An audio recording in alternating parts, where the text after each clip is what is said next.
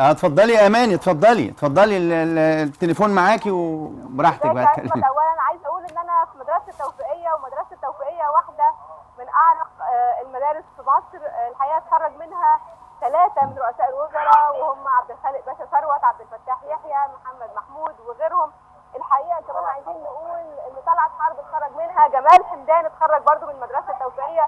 والنهارده على فكره من خلال وجودنا في المدرسه بيساعدنا يكون معانا سياده اللواء احمد ضيف صقر نائب محافظ القاهره. بنرحب بسعادتك معانا يا فندم. اهلا بحضرتك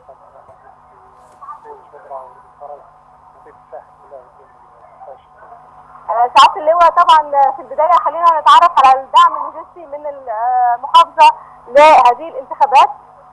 احنا طبعا كان في دور بدءا من الاعلان وتحديد ميعاد الانتخابات الرئاسيه، كان في دور بتحديد مقر الانتخابيه على مستوى المحافظه. السيد الدكتور جلال السعيد محافظ القاهره عقد عده اجتماعات مع الساده رؤساء الاحياء والساده المسؤولين عن التربيه والتعليم عشان تبقى جميع المدارس في حاله جاهزيه لاستقبال الناخبين على مستوى المحافظه، وتقديم كل سبل اليسر والمعاونه ليهم على اساس ان هم يؤدوا بصوتهم في منتهى الراحه. هم طبعا بيبذلوا مجهودهم، احنا لازم يبقى عندنا يعني نقدمهم باب الراحه في البدايه. احنا طبعا كان في نظافه تامه بالنسبه للمدارس، كان خارج المدارس في تعليمات مشدده لرؤساء الحياء برفع كل ما يعوق الحركه المروريه بالنسبه للقادمين للمواطنين اللي هم هيدلوا باصواتهم، رفع العربيات، رفع السيارات، رفع الدراجات، رفع المخلفات، برضو جاهزيه المدارس لاستقبال من المبردات الموجوده في المدرسه، المقاعد احنا حاطين برضو فراشه برضو عشان شده الحراره، عشان المواطنين يتواجدوا تحتيها من شده الحر. ده كله بجانب الامن والامان في المنطقه. طبعا ده دور الامن، طبعا ده دور محوري واساسي.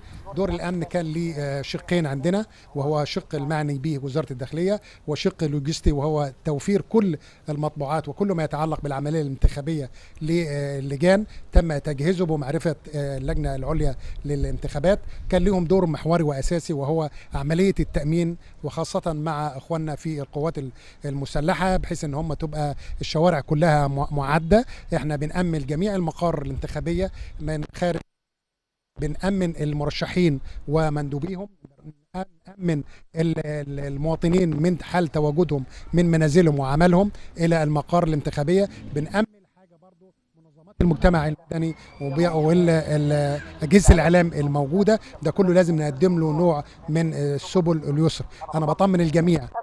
يهمنا كمان نعرف النهارده مدى الاقبال على اللجان في يمكن نقول في منطقه شبرا كلها بقى، ويمكن عايزين نعرف على مستوى محافظه القاهره، وخصوصا مع وجود اجازه النهارده رسميه. امبارح كان في اقبال طبعا شديد جدا الصبح في بدايه الصباح، كان وفدت المواطنين كلها امام اللجان في الفتره الصباحيه منذ الساعه 8 صباحا لغايه لفتره الظهيره. خفت في فتره الظهيره، لكن عقب صلاه العصر بدأت المواطنين تتوافد على اللجان. نسبة الإقبال أنا بطمن للجميع كبيرة كانت امبارح.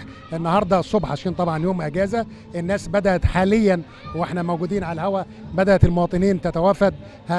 ده هيفضل فيه زخم إن شاء الله، أنا أتوقعه بإذن الله في عقب صلاة العصر هيبقى في الناس هتبدأ تستعد عشان ده يوم أجازة. الإدارة العامة للانتخابات واللجنة العليا للانتخابات أعلنت امبارح من خلال احدى القنوات الفضائيه على مد الفتره الى الساعه 10 مساء.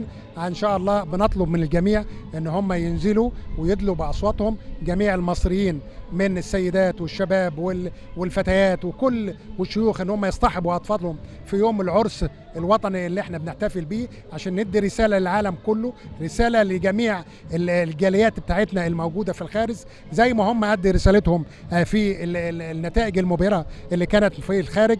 احنا عاوزين نظهر لهم برضو هنا ان احنا المصريين متواجدين حضاره 7000 سنه. ان شاء الله هنأمن مصر ويعود الاستقرار والامن لمصر باذن الله. ان شاء الله.